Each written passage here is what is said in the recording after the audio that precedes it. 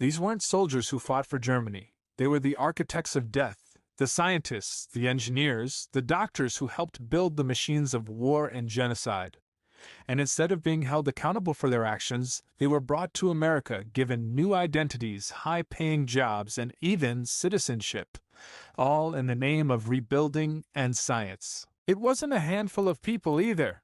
America imported hundreds of them, and what did the public know? Nothing. Absolutely nothing. The government pulled off one of the most elaborate cover-ups in history, all in the name of national security. The operation? It had a name: Operation Paperclip. They brought in these former Nazis, who had been deeply involved in Nazi war efforts, and quietly wiped the slate clean for them. What did these people do once they got to America? They weren't sent to work in construction or cleaning up rubble. No, they were integrated into the highest levels of the U.S. government. They were recruited by NASA, the military and defense contractors, all under the guise of scientific advancement. They were tasked with building rockets, designing weapons, and laying the groundwork for America's military supremacy. And then just like that, they were American heroes. They helped put a man on the moon, for God's sake. The very same people who once helped design and develop weapons of mass destruction were now hailed as pioneers in space exploration. Irony? Maybe, but this was the reality. These men, who had been part of the Nazi machine responsible for the deaths of millions,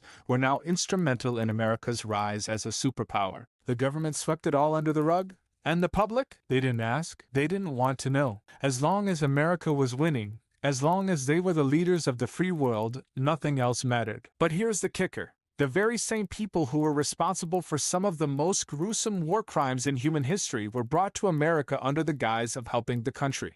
No questions asked, no accountability, no justice. Just a seamless transition from one system of control to another. They weren't just scientists or engineers. They were people who had been complicit in horrific atrocities. They had blood on their hands, and yet they became the backbone of some of America's most important technological advancements. The fact that the American public never questioned this, never demanded to know the truth, is almost as unsettling as the actions these men were involved in. And what about the people who did find out the truth? Well, by the time the public began to catch on, it was too late. These men had already become too ingrained in the fabric of American society. They were too important, too valuable, and too instrumental in the Cold War arms race to be removed or held accountable. So they continued to work, live, and thrive in America, their past buried deep in the shadows. The truth didn't fully come out until decades later, and even then it was met with a cold indifference. Some might say what's done is done. But it raises an important question. How much of what we think we know about our history is really the full truth? How many dark chapters have been glossed over in the name of progress, in the name of national security? And what does it say about the lengths a government will go to in order to maintain its power and influence? In the end, these men weren't just forgotten. They were elevated to positions of greatness, their pasts erased and their actions justified. They became the heroes who put a man on the moon, the scientists who built America's defense systems, and the architects of the technologies that shaped the future. But the real question is, if we, as a nation, could accept these men, these former Nazis, as our heroes, what does that say about the cost of progress and victory? What price are we willing to pay to be the leaders of the free world? And who, ultimately, are we willing to forget in the process? And as the years passed, these men, who had once been the architects of death, became indispensable to the very country that had defeated the regime they helped build. Their names became synonymous with the success of America's military-industrial complex, its space program, and its technological advancements. The same people who had been involved in creating weapons of mass destruction were now hailed as pioneers in their respective fields. They went from being enemy combatants to being regarded as national heroes, their dark pasts conveniently swept under the rug. Take Wernher von Braun, for example. The man who helped design the V-2 rockets used to bomb London during World War II. After the war, he was brought to America under Operation Paperclip and became one of the key figures behind the American space program. He was instrumental in developing the rockets that sent astronauts to the moon. His past, however, was far from the noble cause of space exploration. Von Braun was deeply involved in the Nazi war machine, and his rockets were built using forced labor from concentration camps. Yet, in the eyes of America, his previous actions were forgiven, overshadowed by his new role as a hero of the space race. The American public, eager to defeat the Soviet Union in the Cold War, didn't question the moral compromises made to get ahead in the space race. The narrative was simple: we need these men to stay ahead. And it wasn't just the space program. Many of these former Nazis played key roles in America's military-industrial complex. They helped design advanced missile systems, guided America's nuclear strategy, and developed chemical weapons. Their work ensured that America stayed one step ahead of its enemies during the Cold War. The fact that many of these men had spent their earlier years working for the Nazi regime didn't seem to matter to the American government or the American people. All that mattered was winning, and these men were key to that victory. But this wasn't just a case of using people with questionable backgrounds for the sake of national security. It was a deliberate decision. The United States, after defeating the Nazis in Europe, knew that the knowledge and expertise of the Nazi scientists could be invaluable in winning the next global conflict, the Cold War. So they made a strategic choice to align themselves with the very people who had been responsible for some of the most horrific atrocities in human history. The justification was simple. In a world where the Soviet Union was rapidly gaining power, the United States needed every advantage it could get.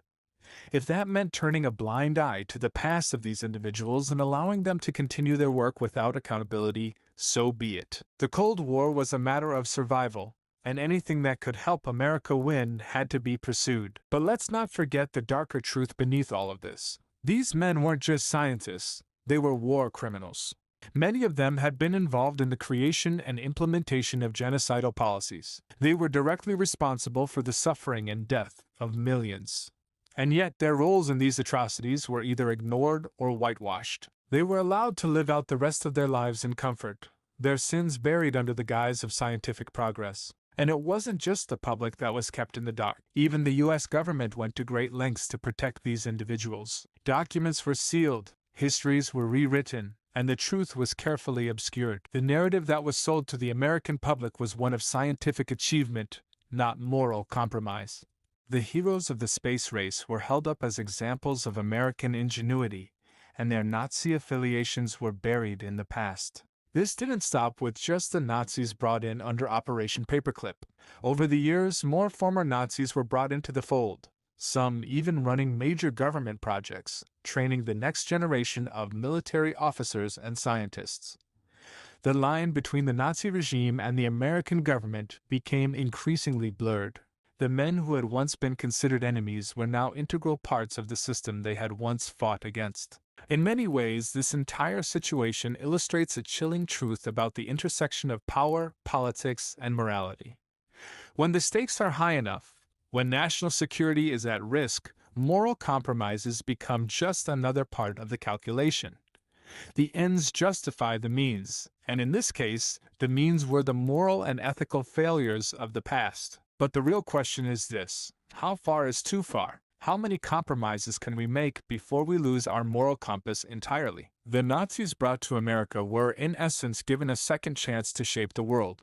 Not just the world of science and technology, but the world of politics, power, and influence. They were given a platform to continue their work, and their pasts were erased in the process. There's something deeply unsettling about how easily a country can forgive the sins of its heroes. We're told that these men were simply doing their jobs, that they were just following orders. But in doing so, we forget the true cost of their actions. We forget the lives that were destroyed, the suffering that was inflicted, and the human toll of their work. And we forget that, by letting them continue their work unchecked, we allowed the same horrors to repeat themselves in different forms. We see this same pattern playing out in many other areas of history. People who have committed atrocities are often allowed to continue their lives without consequence. Whether it's through political maneuvering, economic gain, or simple convenience, the world often turns a blind eye to the sins of the past, choosing instead to focus on the successes of the present. But what happens when we forget the past? What happens when we erase the history of the people who helped shape it? This story is not just about the Nazis who were brought to America. It's about the larger story of how power works, how we value the greater good over individual responsibility, and how we forgive the unforgivable in the name of progress. It's a story of moral compromises, of blurred lines, and of the constant push and pull between justice and survival. In the end, these men, the ones who helped build the rockets, the missiles, the weapons, became the new heroes of the American dream. They weren't punished for their past crimes. They were rewarded for their future achievements. They became symbols of the very thing they had once sought to destroy, and the world turned a blind eye because the prize, the ultimate prize, was winning. But history has a way of revealing the truth, even when it's buried beneath layers of bureaucracy, secrecy, and lies. The truth about these men, about the men who helped shape America's future, is still out there, and maybe one day the full extent of their crimes will come to light. But for now, they remain our heroes, our silent, unacknowledged heroes. And we continue to ignore the fact that in many ways, the past is never really gone. It just waits for us to forget it, until we can't anymore.